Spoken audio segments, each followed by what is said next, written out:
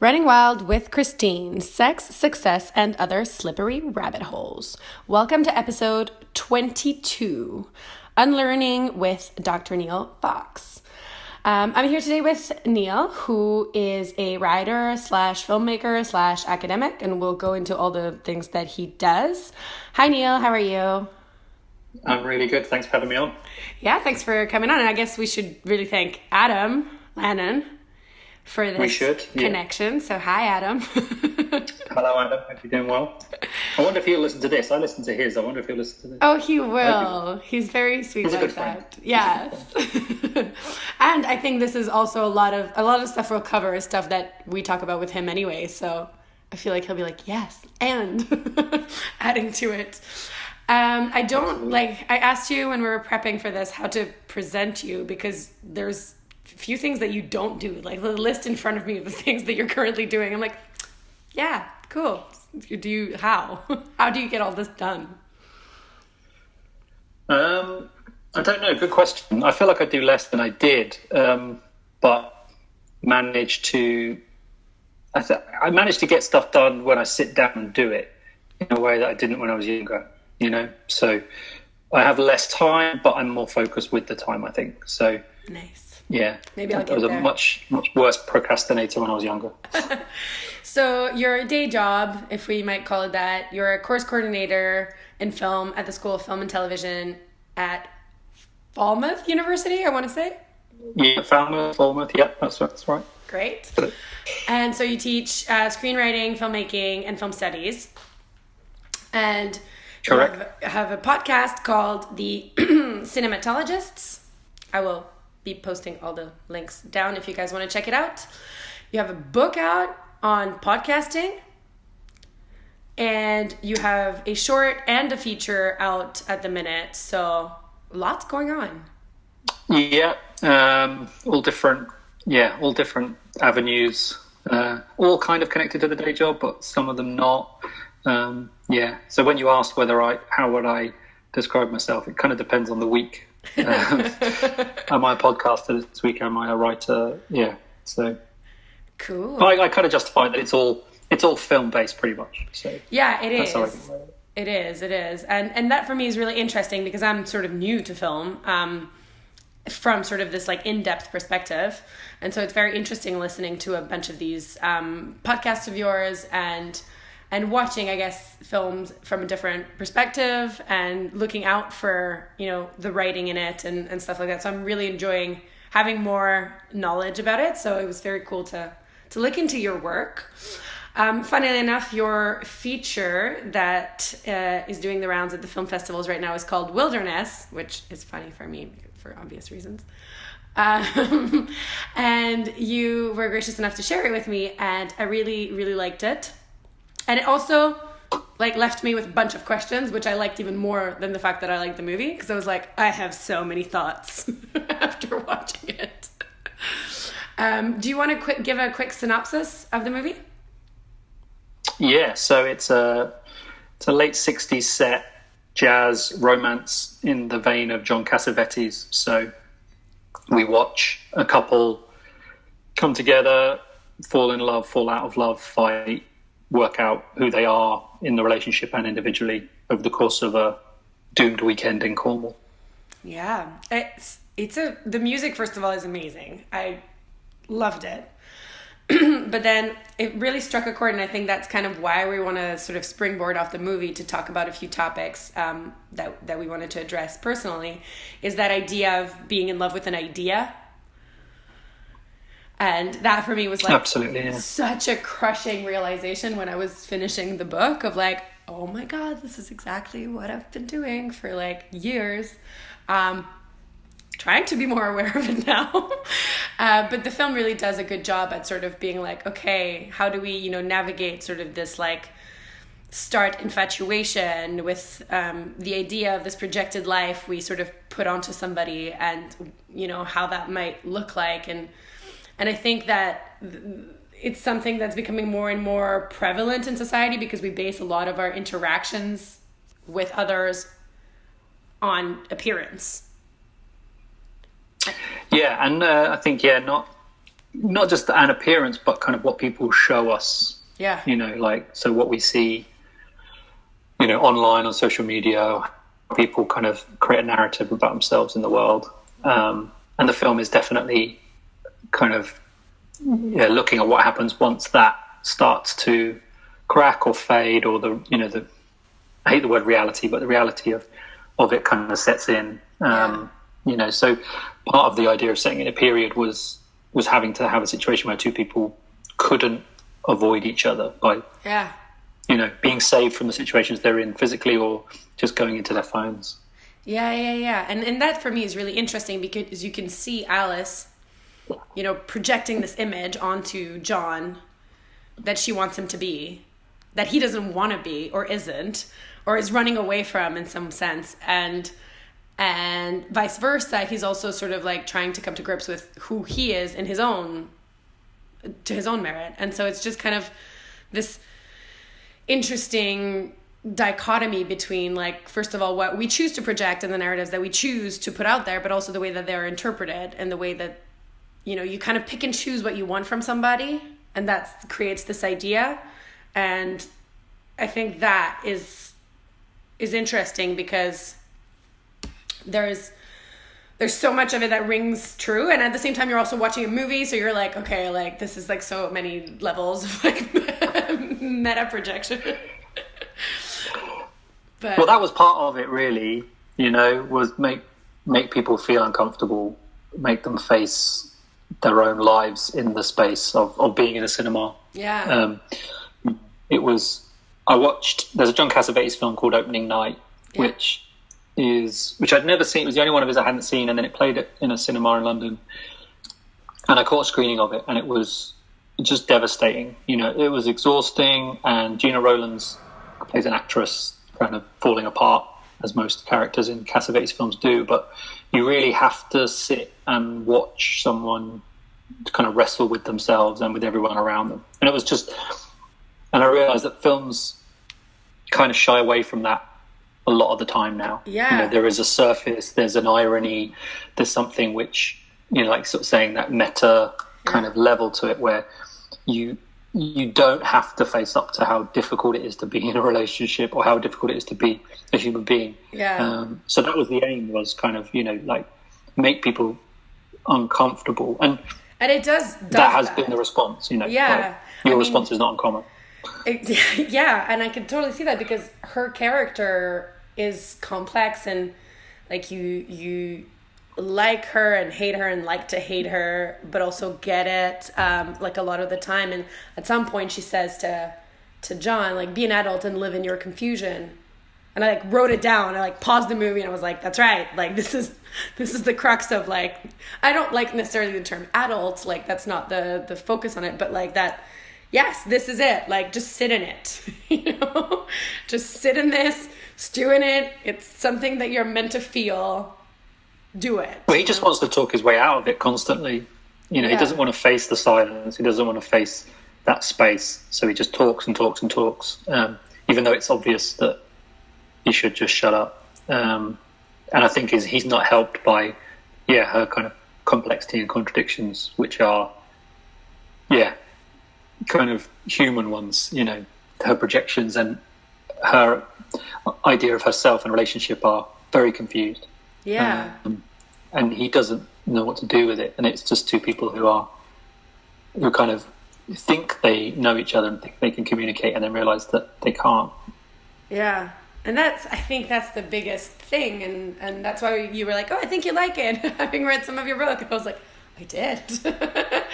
but at I don't want to spoil the book, but at the end of it, he does come to a realization where the silence is needed.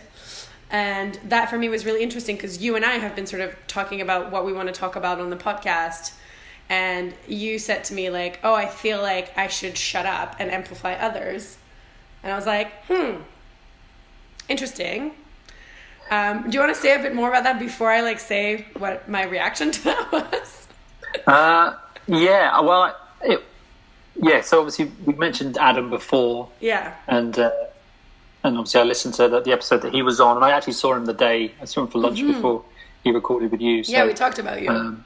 Yeah, then he sort of said, "Oh, I mentioned you on the podcast," so I listened about that, and then we sort of, started talking, and then sort of talked about this, and it was like, part of me doesn't want to say as much anymore, which I know is kind of completely ridiculous, given that I'm a podcaster and I write and I put stuff out into the world on an incredibly regular basis. So what do I mean by that? But I guess, and I sort of said to you, I'm kind of going through a really strange period at the moment of kind of not being careful, but trying to think harder about what I say. Being conscious, yeah. Being more conscious, being more critical, being more aware of, the privilege of my voice, and as a kind of straight white man, and thinking about when it's appropriate to talk and that kind of thing, because I don't think it is always appropriate to talk. I think that we assume it is as white men, and it's always appropriate for us to say what we feel, but I don't think that's true, and particularly now, but always. I think it's a shift in that. So, but kind of speaking to you about this podcast and kind of your book and stuff, it was like, okay, there's, we could talk. Yeah. And that for me was really interesting, because I'm conflicted still, and we'll get into like the crux of the sort of the meaty bits of why I'm conflicted. But I get in the sense that, Adam and I were having a conversation about feminism and about women in film and about sort of his role as an ally or as a straight white man. But where you're coming from is a little bit different, because you said that, you realized, I guess probably 5 years ago, that you weren't being critical enough, or like that, can you tell listeners sort of where this idea of like, actually I've not thought about where like the things I say come from till now? Yeah, so about 5 years ago, about 6 years ago, I met my wife, and at the time I met her, I was already married and was about a third of the way through, maybe halfway through my doctorate in film education. So I was kind of doing a PhD level study, and and I met my wife at a conference, and we sort of stayed in touch, just kind of as friends online, because we sort of had similar interests in terms of education at the time. And then about 6 months later, I got a new job, and my first wife left me very soon into that job, and then just sort of I saw that my wife now, Beth, was visiting where I was now living, and we started hanging out, and we sort of struck a relationship. And one of the things that kind of struck me really early on was how she challenged me at every turn in a conversation, and not in a bad way, not in a rude way. We're married now; we've been together 5 years. Yeah, not in an adversarial way. In a really seriously critical way. And I realised that a lot of the things that I was saying with a tone that was authoritative and confident, because and well read to a degree, and to a very big degree in some cases, but assuming that I was kind of well read about everything, and just the conversations were just really fun and interesting and exciting, and I realised actually no one's challenged me like this ever, and then that slow realization of actually there's probably loads of things I've said where I've just sounded like a complete fool, and they've not been, from everything about films to stuff that really matters, in a kind of day-to-day sense, and thinking, wow, like that is it's kind of it's difficult, because obviously now I'm 40, so I've been making that shift in my late 30s to trying to think differently, and it's really hard, because I'm so set in my ways. I've been like this for so long, and I'm committed to it, but it's difficult, and it still happens. The other day we were having a conversation, and then she was like, what about this? What about this? What about this? And I realised quickly, she just sort of, and I thought, I've held this position for so long and never really thought about it. Yeah. I've kind of cobbled together an idea of, and this was about James Bond, about, and it was just like, and I was going, well, this, and just the questioning of it, like, well, have you thought about this, or what about this, was like, I haven't. and realizing actually there's so many things I don't think about from enough perspectives. Yeah. And that's part of my journey as a kind of man, I think, but also as an academic, and she's definitely helped me with the doctorate massively, and the writing I've done since, all the academic writing she's constantly asking me and helping me kind of access different critical points, not just her own, but just her ability to do it. I think for me, that's really shocking that it took you until that point because of the level of education. And I think that's my privilege of going through the education that I did go through. I referenced this quite a bit because it did change the way that I think. But in episode 9, I speak with Chris Erickson, who was one of my profs at university. Yeah, I listened to that episode, yeah. Yeah, and so for me, just having to study critical theory as part of my curriculum, which arguably wasn't a conscious choice of being I want to be more critical. It was just this is what you have to do.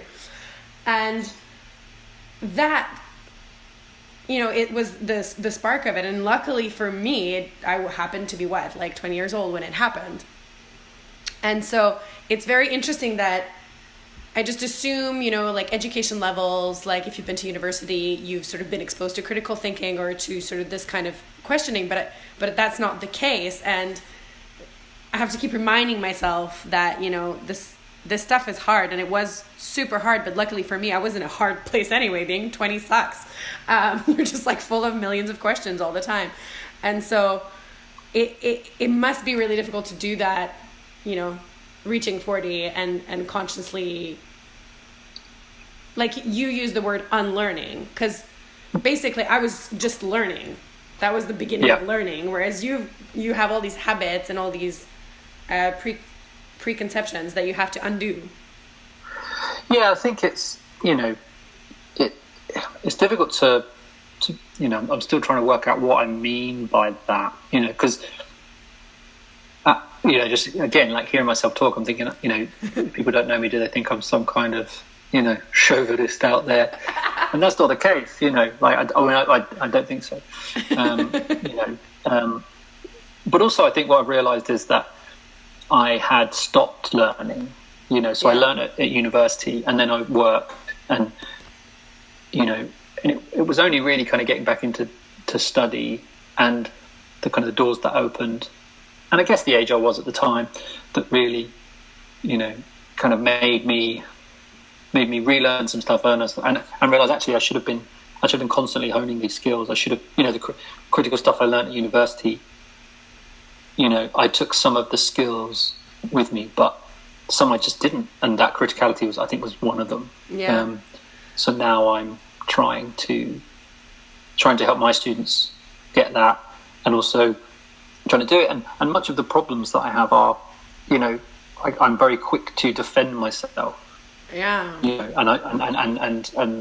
And kind of feel attacked, because that's an armor that's built up, that kind of the armor of the white man, I'm right and stuff. And sort of say to my wife, I love the difficult conversations we have, because even in the moment I can be this and this, it's my slow realization is actually, even if I don't agree, and often I do agree, she's very smart, but even if I don't, I find a better way to articulate it, and I think more.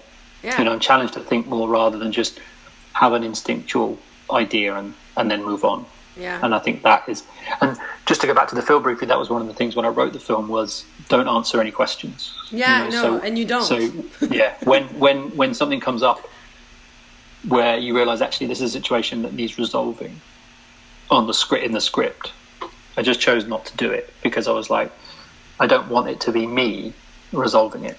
So the characters can resolve it by how they play it and how they decipher it, and they did. Most of those lines could be said 2 or 3 ways, and the actors kind of chose based on their own relationships and their own idea of that relationship how they were going to play it. And that was a kind of conscious choice of just stop trying to answer everything and listen. Again, sit in it and listen.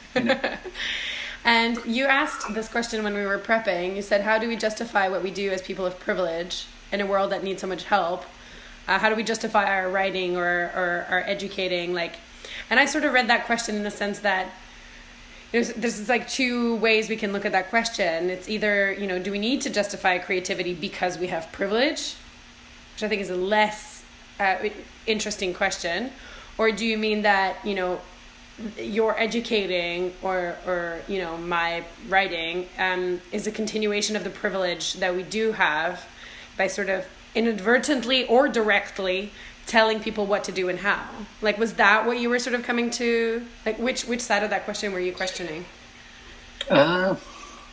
Both, really, I guess. Part of it is, seeing the world as horrible and difficult as it is. And I don't think I guess it's kind of, it's a question that I guess we should just ask ourselves when we talk about it on podcasts. So it's not like, but I think it's important to realize that privilege, and I think that there is absolutely a need and a kind of vital component to what we do as writers and people who create art and put a voice into the world. But I think it's important to realize what that is, or to us, and in a general sense of what. I know it sounds grand, but like, what good is it doing? Yeah. And should it have a good? I don't know if it should all the time. I'm certainly not going to be someone who decides that something is good or bad based on a kind of moral, kind of component to it. But again, I think it's kind of being conscious and not. I just don't want to slip back, and again, I've got a daughter now, so that kind of changes the way you think about age and time in a completely different way, and I realize that personally I want to feel like there's something which is adding value to the world in a good, positive way, rather than just adding to the noise and avoiding, just avoiding the day-to-day difficulties but also trying to find joy. I think joy is a really important part of the world and part of daily life that's at the moment seems in really short supply. Yeah, I think that's very true, and it's funny because this is going to resonate with last Friday's episode. Steph talks a lot about why she wrote her book, mostly because of her daughter, and so it's interesting because that sort of, I think that as a society we're slowly coming to terms with the fact that there's very little we can do to fix what's been done. What's been done's been done. It's in the past. Like, we can try and I'm sure there's a lot of people who focus on justice and reconciliation, and that's maybe not what we're doing. No, definitely not what I'm doing.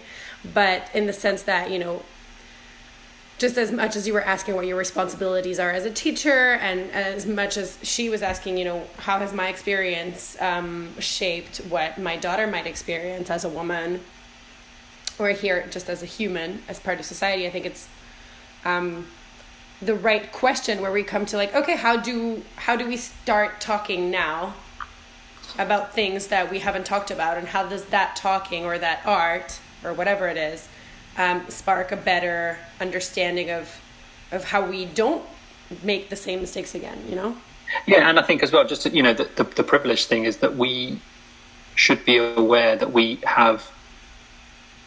take up space, through a variety of privileges. We have the opportunity to take up space. So what do we do with that? And part of that is amplifying other voices and bringing other voices into that space that we've been given through luck as much as anything else, which includes talent and hard work and that stuff. But there's a lot of it that's down to circumstance, to lucky things. And that's not always going to be the case, like the one thing, as I said to you, was, my desire to amplify kind of clashes against, I've been writing for 20, 25 years, and I still want to write, and I'm not going to stop. I can't stop doing things, but how do you so I still want things out in the world. And I think, and that's sort of when I replied to you, because you were like, I feel like this isn't because we were talking about vulnerability, and you were like, I feel like this isn't my time to sort of have that me thing out there, and that there are more important things. And I was like, yeah, but the creative space is not like a pie where there's only 5 pieces and it goes out to those 5 people. It might feel that way, but it isn't. There is room. There's way more room than we think for like more voices and more art and more things. Like, people watch the same shit over and over and over again because arguably there's not a lot of good stuff out there. So for me, just that realization of like, you know, if you have time and space to reread or rewatch or revisit experiences, there's always, you know, space for new things. And that realization is, you know, I don't think the two are incompatible, essentially. I don't think that, you know, you can't... No, I like the pie analogy. I thought that was really great. And I think, again, it goes back to kind of just being aware of, what do I want to say? How do I want to use that space? You know, that's something I definitely realized with my script writing, that kind of changed with the short film that I think you might have seen, or that I sent you, that then led to Wilderness. You know, that I consciously went into that, like, okay, what do I want to do? You know, what kind of writer do I want to be? What kind of stories do I want to tell? In a way that just isn't the same when you're 18, 19. It's like, I'm going to do this, you know. Yeah. Much less thought, you know, and realize a lot of the time that, you know, kind of writing characters, particularly female characters when I was younger, that were, you know, the kind of female characters that I would like to be in the world. But writing male characters, like men are in the world, you know, which is the same problem with male screenwriters, you know, time immemorial, really. We don't necessarily, when we're younger, write real female characters, because we've been told and taught and kind of conditioned to think that writing is a way of realizing things that are, you know, not in the real world, which is fine if you're going to do that across the board, but we don't. That's why so many things I think are badly written screenplays a lot of the time by men, and that's something I wanted to change, was, you know, make the characters equal in their humanity, I guess. Yeah. And for me, that was also why it was really interesting, and I think that, you know, this is coming back to all the things that you do are related. The book, the academic book that you did about the medium of podcasting, for me that's really interesting, because that's something that I think about a lot, because for like, everyone's like, oh, I guess as an author the podcast is an extension of your writing, and I was like, I guess, yeah, sure, and I do use it to talk about the book and talk about other things, but for me it's really interesting, this idea of coming out of I want to say two words to define like the act of writing. It's like either like lonely or super egotistical, or both, most of the time both. And so podcasting as a medium is for me really interesting in the collaborative sense of it. And like I could sit here and talk by myself for 45 minutes, but I would be bored of my own voice. And so I think this kind of exchange, like if you take the actual message and the actual sort of forum that a podcast episode is sort of the equivalent of both shutting up and speaking at the same time, you know? So I think that there's ways to change even just the structure under which we construct the way we see things, you know?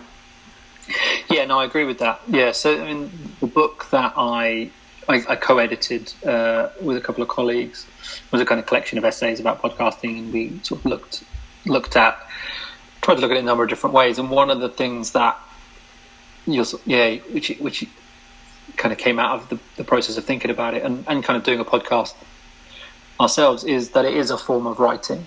Yeah. You know, even though it's not necessarily written down, you know, there is a kind of a literary feel to it. There's a writing process that goes on in the way that they're constructed and put together, even if they're not edited, you know. And we've not done a lot of prep here, but we've agreed the parameters. We know the way we're going to talk in the space. You know, we're putting on a voice in some sense, you know, in terms of kind of going through it and trying to, you know, carry themes and things like that. It's not just a rambling chat, although hopefully it appears natural and friendly. But I mean, because it could take us anywhere. Well, you know. It could literally take us anywhere, and a lot of them might be rambly, but yeah, there is a structure to it for sure. And the intimacy thing is really important as well. Yes. You know, that you are inviting people into a space where, you know, they are privy to a conversation. Hopefully they feel included in. And I think with the best, and I hate the word best, but with the most. Let's see, I'm going to be really careful about what I say here. I'm not going to say the most or the best. With podcasts that kind of epitomise what the potential of the medium could be, let's say that. There is an intimacy where you are listening, so the listener is shutting up, but also there is a engagement with silence and speech that is really particular, and having read a lot of your book and listened to your podcast, I would never call it an extension, because I think that's, it's a way of continuing a conversation that the book starts. Yeah. And that's really exciting. And that was one of the reasons I wanted to do it as well. Because I do love podcasts, and it's listening to a couple. I listened to Adam's one first. I was like, it's an interesting space. Thank you. To do that, and it's not something that again, kind of outside my comfort zone, kind of adding more things into the already huge list of things I do. But I think it's important, I think it's important because you're a woman, in the sense of podcasting is a space which, like every other space, is predominantly male dominated, at least in terms of the podcasts that are often championed, which is sucky, but kind of par for the course. So, that's one of many considerations is despite how vulnerable and kind of a bit nervous I was about it, it's important to do those things rather than just because I would not hesitate to go on a film podcast hosted by a man. So let's engage with the space on its own terms, I guess is what I'm saying. You've set up a particular kind of space. Thank you. And I think that's an interesting common thread between a lot of my guests, is that everyone in itself is so comfortable speaking with me when it's off the record.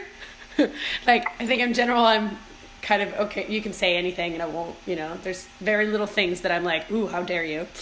But then everyone's like, oh, but you were going to hit record at some point. And I'm like, it's going to be the exact same thing. Like, there is no difference. I'm still here drinking my coffee, having my cigarettes. Like, nothing has changed. But this idea that, we do spend most of our lives catering our image and catering the things we say and thinking about how, when we're putting them out there, like the captions, the statuses, the whatever, they're thought through and they're curated. This isn't. Like, it is in a way, because we're like choosing topics, but it's not like, I'm not gonna I think that's sort of what comes across. I'm not gonna let anyone sort of run around something. I'll be like, oh, actually pinpoint that question. Why are you running around with this? Because that was the process that I went through with the book, and I think it's useful and healthy, and we need it. I think podcasts are like books as well, in the sense that they're generally an experience that someone engages with on their own, in their own space, in a different way to something like radio. So most people listen to podcasts on headphones when they're walking the dog or running at the gym or in the car. It's rare for people to listen to podcasts in the same way they listen to radio. Radio goes into the air in a different way. Yeah. Podcasts are, in the same way that when you read a book, it's you and the book. Yeah. And I think that kind of changes things, in terms of what can be done and the types of conversations that can be had, because there is a safety knowing that, talking to you, there's one other listener, like in that. Obviously, hopefully there's loads of listeners, but there's one listener listening at a time. It's not playing it, it's not playing in a shop while people are getting their hair done. Do you know what I mean? Which I think is a fascinating aspect of books and podcasting, and people talk about it. I talk about podcasts all the time. Adam, must be sick of me sending him links. I'll listen to this podcast. But I know that person's going to listen to it on their own, probably. It's true. And for me, it was very interesting because I just moved to Vancouver, and I'm finding out who lives with who and who does what. And one of my friends, I can't remember who it was, but they said to me that they were talking to someone's little brother or something. Is it someone younger? And they're like, so what shows have you been watching? He's like, no, dude, like, I'm 20. I don't watch shows. I listen to podcasts. And I was just like, yes. But I think that's really interesting because it's a medium that requires a long-term attention. Like, they are typically like at least 30 minutes to 2 hours long. So you are asking for somebody's attention for a long time. Like, whereas if you're scrolling through your Facebook feed and you stumble upon a video that's longer than 4 minutes, like, you're not going to watch it. So I think that's your face. You're like so heartbroken and sad by that fact. Well, I teach 18-year-old film students, so I know exactly the pain trying to get them to watch. I mean, yeah, I should be dismissive, but I think that's absolutely true. But then again, podcasts is one of the downsides, you could say, is the fact that they increase people's time spent on their own, in their own headspace, But I think we spend a lot of time on our own anyway, so there's ways to use that space. And especially for me, what's interesting about podcasting also as a user is that I don't have to look at a screen. That changes everything, because we're looking at screens all the time. And so for me to just put on my earphones and actually take in the world around me if I'm walking around or doing something or on the bus, that's changing my attention as well, because it's not asking as much of me mentally. Yeah, and it creates a different experience. Yeah. That kind of bleed in is interesting as well. But anyway, going back to wilderness and relationships, I think that there was. I thought I was just going to talk about podcasting for the rest of it and get away with it, but you put me back. Yeah, I mean, we could. It's interesting, but I thought it was interesting also how, for me, at least watching Wilderness, I couldn't figure out the time. I knew it was probably in the 60s, but it wasn't made clear. It wasn't stated anywhere. It wasn't. So it kind of puts you outside of these. And I think the encounter with the man at the beach sort of gives you that anchors it in time, but and touches on an interesting other topic completely from the rest of the movie. But the interesting space was, like you said, there's a lot of unsaid and a lot of unspoken, and so I feel like that in the sense was interesting for me as a writer, because that's where you also let everyone make up their own story. So it wasn't prescriptive. I think that was what was interesting, and I think that I still can't quite understand or like make up my own story about the dynamics when they're with the other couple at the apartment. Like, there's so many things that could be happening there, and there's a lot of silent lines that you can almost not hear, that you want to sort of pause and put louder and be like, what did he say? And I think that is a very good mirroring image as to the relationships that, anyway, I find myself in. I don't want to say that everyone has, because I'm not everyone, but of just like letting this is contradictory. This is typical of my speaking, but of like, yes, being okay with confusion and that I don't have to understand why you do everything, but also like we let a lot of confusion slide when we could clear things up. So differentiating between those two is like, how do you do that? Well, there's a lot in there. Sorry, I do this. No, that's fine. So, yeah, the period thing, like there was a practical element to it, and I sort of mentioned, kind of keeping. Yeah. But the period we settled on shooting for was just a period that we really liked in terms of the music particularly. Yeah. That kind of period of jazz is, it's kind of really amazing. Yeah.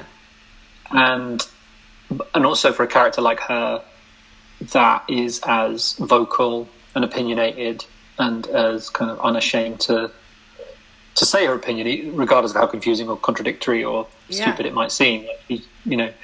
And that kind of period of the late 60s is an interesting time. But she's also a little bit old to really benefit from like a 68 revolt. She's not quite student age, so she's a bit old for that. So there's lots of things going on there.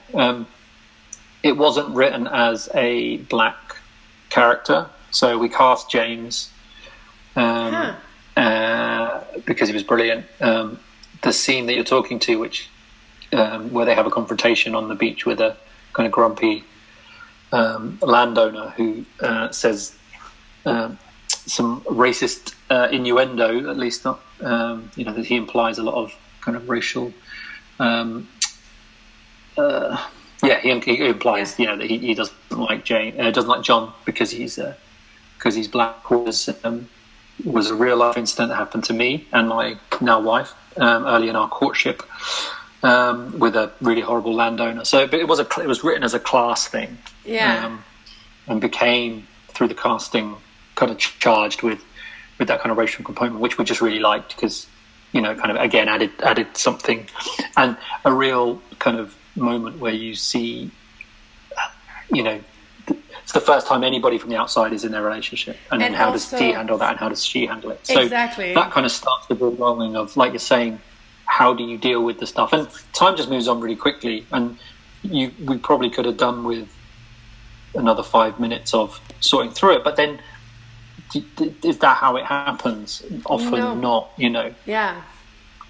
And so and what we've had at screenings of the film at festivals has, we've played, a lot of different places around the world, has always been, people sort of saying like, oh, that feels like I've had a relationship like that, even though people have got they kind of relate to different aspects of it, but it feels real in terms of some of their experience, which obviously was kind of rewarding because that's what we were going for. Like I said, wanted people to be uncomfortable, wanted there to be a complexity and contradiction to it, and that kind of came out teaching as well because it was the first thing I'd written in a while that was a screenplay, and I teach kind of introductory screenwriting, which I love, but you end up kind of covering a lot of the same ground and then kind of going over what so many films are. And I was really conscious that when I went back to make my first feature film, to not follow the things which so many films do, which, I didn't want it to be a 3-act narrative with a resolution, where they go on a journey together. I didn't want any of that stuff. So the structure is based around kind of jazz ideas of motifs and repetition and things like that, and kind of spiraling out from a starting idea and seeing if you can get back to it. So there's lots of kind of jazz structure. So it was like, I don't want to do what the kids love, because we spend so much time discussing about those ideas about story and how sticking to a particular structure can dilute the emotion of it. Because you're hitting beats which everyone knows. Yeah, you expect it. And I think that's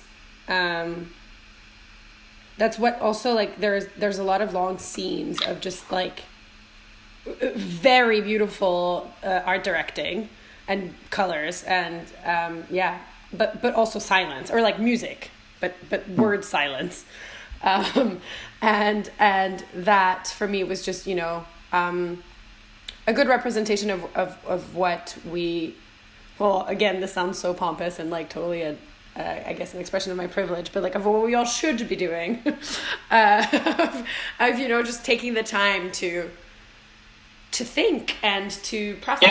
We wanted you to think in while you're watching the film, and particularly, because how often do you watch a film and are asked to think anymore?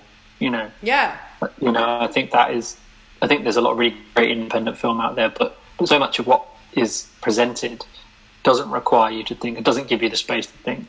And that was, again, conscious so that you're kind of recognizing aspects of this, and then we're saying, how do you feel about that? Just sit there and kind of process it, and then we're going to kind of come back in. Like that stuff is, that happens in so much of the best cinema so much of the cinema that I really gravitate towards. So it was like that's the experience we wanted to create. So if you are thinking about all your relationships, that's a good. Even though you might hate me at the end. I think it was also sort of like, I don't know why, but this is going to be a personal question, so feel free to not answer if you don't want to. We're going to judge you for it, but no, I'm just kidding. But up now, I'll have to answer it. I feel like there's a lot of this is very indirect, and maybe I'm wrong, but it sort of was like a message of patience. So I want to be like, did you write it from a place where you feel like maybe you're impatient in your own relationships and sort of like apply it as a lesson, or maybe like, this, did that come through your thinking when you were writing it? Patience is, I've not really thought about that. And now I am thinking about it. Because she's asking him indirectly to be patient at the end.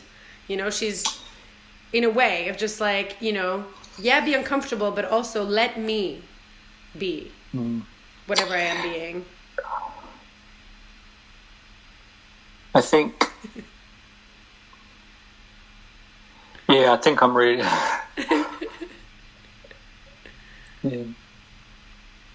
I've talked a lot about this film, but this has not come up. So this Yay! I'm glad I'm not asking. I mean, maybe it just has nothing to do with it. But for me personally, it felt that way because I know that I am impatient. And I think I'm really patient and chilled out in a lot of ways. But I do think that part of me is probably in John. That unwillingness or that fear. It's probably a fear. It's not an unwillingness. It comes across maybe as unwillingness, but it's a fear to let there be silence. And I think that comes from experience of past relationships, of not wanting to just keep talking and keep saying things because then we're engaged together. And if I'm quiet, that's you just thinking on your own, and you're thinking, I'm done, I'm out, I'm gone. Away. Yeah. So I think that's probably pretty accurate.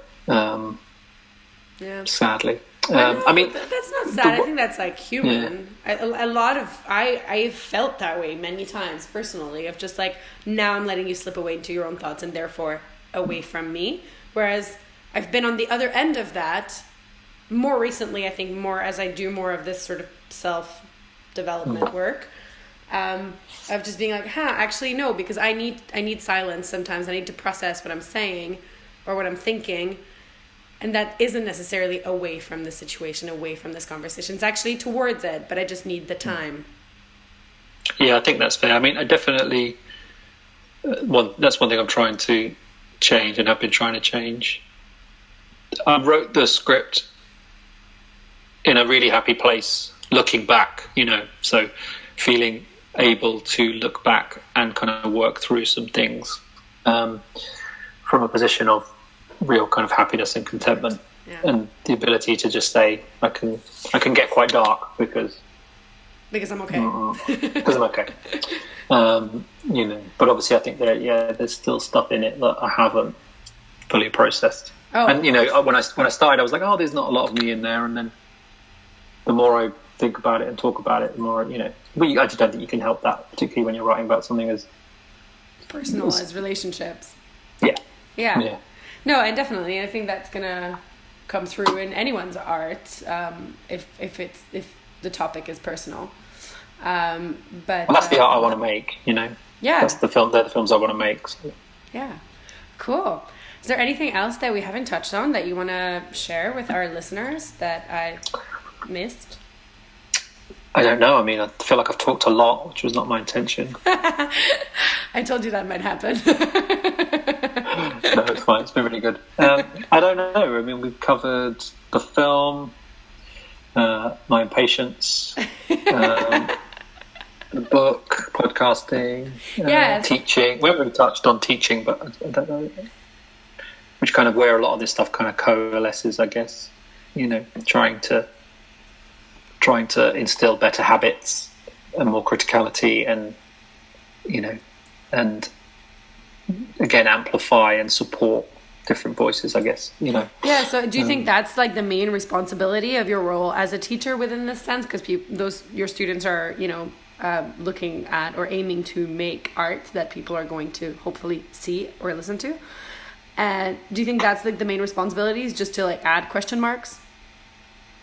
Largely, yeah. But also working in film, I think specifically there is a responsibility to address long-term systematic problems, which have been there as long as I've been, they've been there since the dawn of cinema, but which I've seen since the dawn of making films, and writing films and making, sort of putting on film festivals and things like that. And part of the unlearning thing is realizing actually I probably did, I think it's easy to look back and say you didn't do enough, but I can sort of see key times where I wish I'd have been more critical again and more thoughtful and taken more time to think about things, be it scripts or kind of opportunities that I had available or things like that. So, it's one of the things about to draw back to what Adam was talking about and kind of Me Too, one of the things that was a real, I won't say positive, but, a real kind of shift in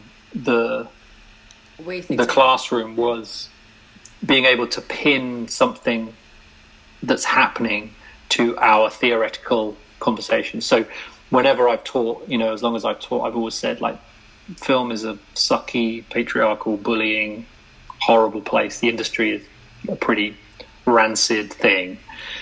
I love indie film. It's got its own problems, but it's not as bad as The Beast.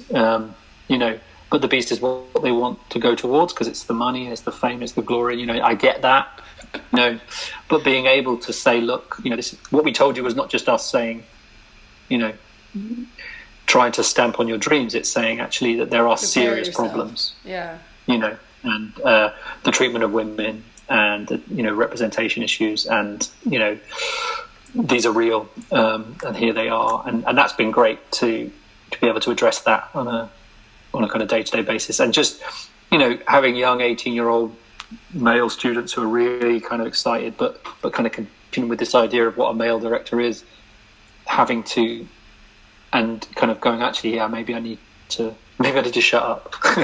Maybe it's not my turn to talk. Maybe I don't know best just because I'm a male student, and I think that's been really positive because the work's been better and their work's been better, even though it's not what they thought they'd be doing when they come out, which was basically telling everybody what they wanted for their unique vision, So I think that's really important, and I'm really kind of proud and honoured to be in teaching film at this time where we can have an impact which hopefully will have a resonance in years to come. So yeah, cool. And it gives me a chance to act all these things I say I want to do on a daily basis. Yeah, for sure. Which is great.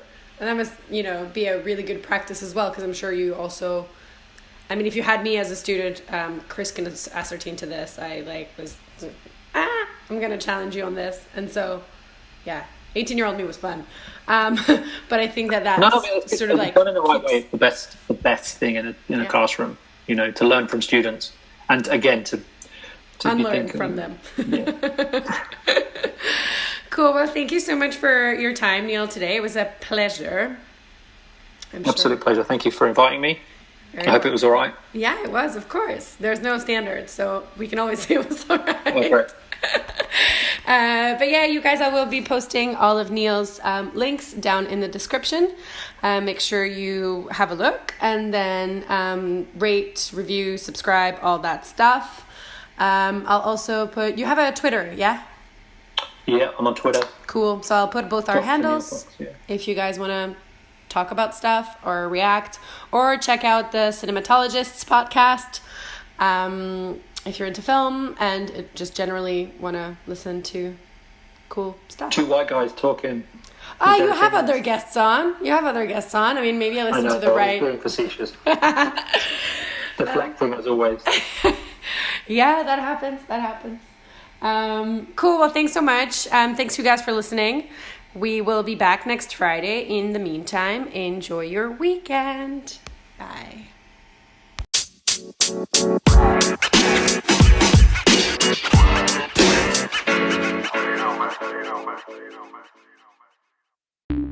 The podcast you just heard was published with Anchor. Got something you want to say to the creator of this show? Send them a voice message using the Anchor app, free for iOS and Android.